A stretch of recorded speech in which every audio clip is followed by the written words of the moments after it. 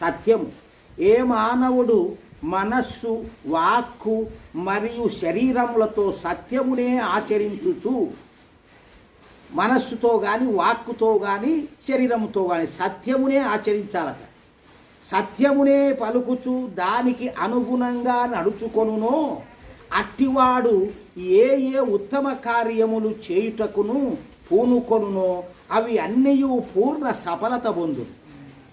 అవన్నీ సఫలమవుతాయి. లోపల చెడు బుద్ధులతో నానాక పనులు చేసి నేను యజ్ఞం చేసినా, నేను ఇది చేసినా, అది చేసినా అంటే ఎట్లా ఫలం వచ్చాదమ్మా? ఈ లోపల కాలుష్యాలు పోగొట్టాలా. ఈ యజ్ఞం చేస్తే ఏమొస్తుంది అంటే ప్రకృతికి మేలు చేసినటువంటి పుణ్యం నీకు లభిస్తుంది. అంటే ముందు మొదలు పెట్టుకోవడానికి చిన్నది ఒక ఆశా మార్గం, పలక బలపం. యజ్ఞం అనగా ఈ పలకకు బలపానికి కొంత ఖర్చు అవుతుంది. ఆ ఖర్చును మనం త్యాగభావం రావాలంటే మన నుండి అందులో ఖర్చు పెట్టాలి. అప్పుడు త్యాగం అలవాటు అవుతుంది. అట్లా లేకపోతే ఊరికి నేను పోతినమ్మా వచ్చినమ్మా అంటే త్యాగభావం లేకపోతే అది మనకు లభించదు, అలవాటు కాదు. భక్తి అంటేది త్యాగమే, త్యజించడమే.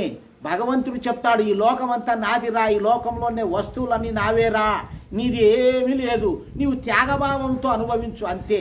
త్యాగభావం, ఇది నాది కాదు స్వామి నీది అంత అనుకో, ఇది నాది కాదు స్వామి నీది అనుకో, అట్లా అనుకోని అనుభవించు భోగం, ఆ భోగాలన్నీ కూడా.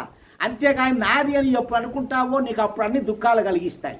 అది దూరమైన పొద్దు ఆ సుఖము నీకు దుఃఖం కలుగుతుంది. వ్యక్తులు కానీ మనస్సులు కానీ తర్వాత ధనధాన్యాలు కానీ దానిల మీద నాదే నాదే అనే భ్రాంతి పెట్టుకుంటే అవి దూరమైనప్పుడు దుఃఖాలు కలుగుతాయి. దుఃఖాలు రావాలంటే స్వార్థము నాది అనేది ఉండవద్దు అంటాడు దేవుడు. అస్థేయము. ఏ వ్యక్తి